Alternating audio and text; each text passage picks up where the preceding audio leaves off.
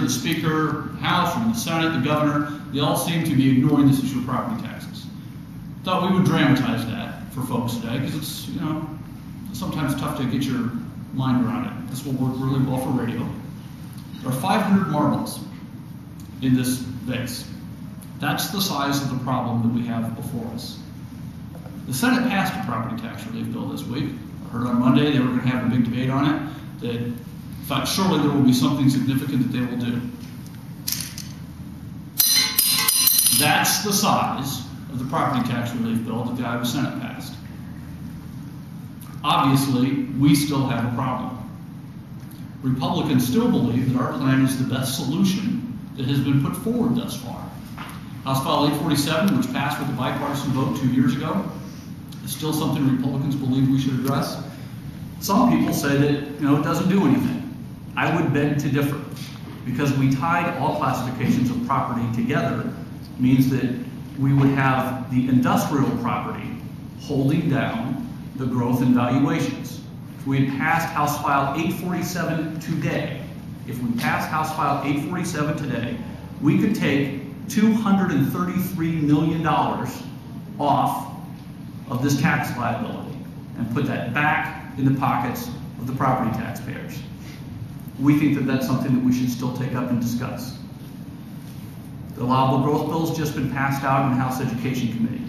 The 4% allowable growth bill will add $45 million to this problem. I don't have room for that in the base. It will all go trickling over. Republicans believe that we should put $45 million back in the hands of the property taxpayers. They shouldn't be adding to that burden. So you'll see us and you'll continue to hear us talk about the property tax burden that Iowans are facing. We should not go through this session adding to the problem. We should go through this session trying to reduce it and put some money back in the property taxpayers' pockets. We'll hear more about that as those bills come to the floor. Democrats will say your concerns on this or your talk on this is disingenuous after you guys failed in previous years too. Charlotte, that's correct. Those Democrats also voted to fund the property tax credits. I mean, they say that's something you didn't do back. We put more down. Well, the Democrats need to go back and read the bills that we passed, okay?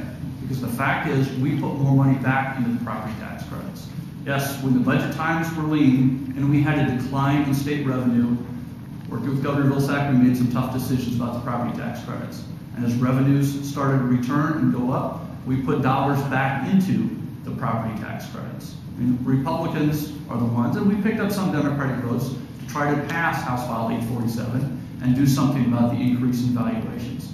So Republicans have a record that's been pretty consistent about trying to protect the property taxpayer. Thus far, all we've gotten out of the Democrats is a study and no bills and no action other than to add to the property tax liability that Iowans already have. Many argue that you can't look at one facet of Iowa's tax system in isolation, that you have to look at the entire tax system. Are you willing to take a look at the entire tax structure of the state, look at how much we support schools, and look at the property tax? That is a fair point. The fact is you can't just do it in isolation. You need to address all facets of the problem that we have, both in terms of what property taxes pay for, as well as the fact that our system right now is creating this massive escalation in valuation. Like, nobody disputes the fact that we have a $500 million property tax problem on the horizon. I haven't heard anybody say that it's not a problem. I haven't heard anybody dispute the number. But the fact is nobody wants to do anything about it. Only House Republicans have come forward with a proposal to say we can cut that liability in half. And it won't take any money out of the state's treasury. If they would have taken us up on our suggestion last year that allowable growth should be paid for by the state instead of paid for by the taxpayers, that would have been another $45 million that we could have saved Iowa taxpayers. So if you take, really, it's the 2 years of allowable growth and what we can do if we pass House File 847, you're looking at $326 million in savings to property owners. Just ag and residential, that doesn't even figure in commercial. We're at a tipping point, and the time to just keep studying it and kicking the can down the road is past. We have to do something, we have to do it this year. And where do you propose getting the money to replace what you would not get from property taxes? Well, property taxes are going to grow.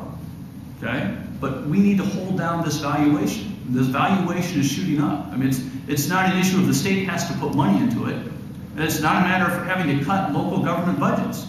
We're trying to hold down the growth to a reasonable level, but the growth is going to escalate. And it's going to be radically different. I mean, the Legislative Service Agency says the growth is going to be radically different over the next 5 years than it was the last 5 years. Cities and counties will still receive more money. But we've got to do something to stop this massive escalation, which will just cripple farmers, families, business owners. Can you give us some thumbnail of what that House file does? House File 847, the bill that we passed in the House in a bipartisan vote, I want to say we picked up 15 or 16 Democrats to support when we initially passed it, ties all classifications of property together.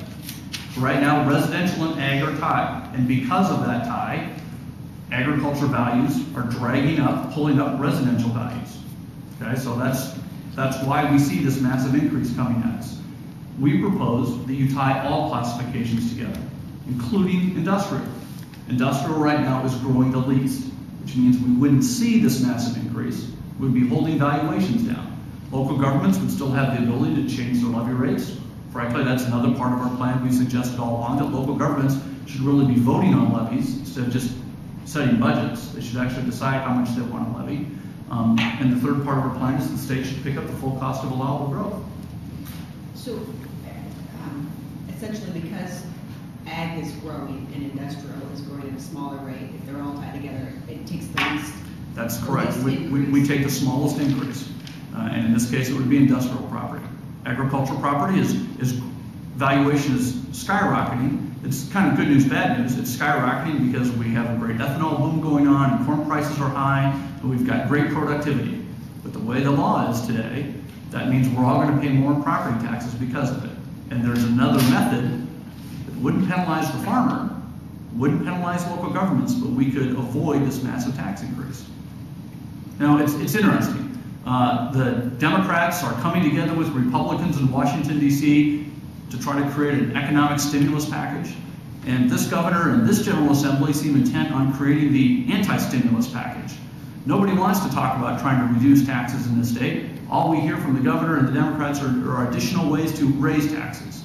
No, that's not much of a stimulus package, that's an anti-stimulus package. Would you support impeaching Polk County Judge Robert Hansen?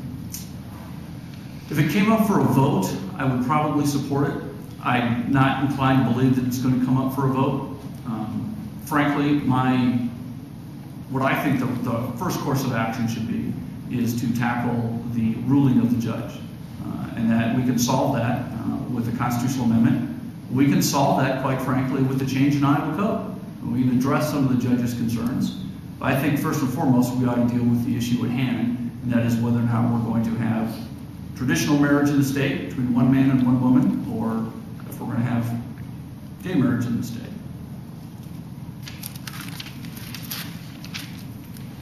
We've heard more rhetoric about global warming myths than about property taxes, even though that's your number one agenda item. Is this a Republican position that global warming doesn't exist? I don't know that it's a Republican position, but I've got several members who want to, they think there are two sides to that issue, okay? There are two sides to that issue. And so, they're not going to just let the Democrats push through a lot of policies without any discussion and any debate, particularly when we see that the policies that are being advocated and what we hear are coming in terms of bill form are going to raise people's utility bills, okay? There are two sides to that debate, and I think it's legitimate to have. I mean, there's nothing wrong with having a debate in the House. The Democrats want to engage in it. That's what they started yesterday. They can expect that those people who disagree are going to speak publicly about it as well. How do you personally feel about it? I tend to believe that global warming is a result of multiple things, okay? To a certain extent, it is man-made. I think man adds to that. But to a large extent, I believe that it's a natural phenomenon. This climate, this globe has warmed and cooled, and warmed and cooled. My concern is that sometimes we are driven by a concerted effort on the part of various different liberal organizations to change policy.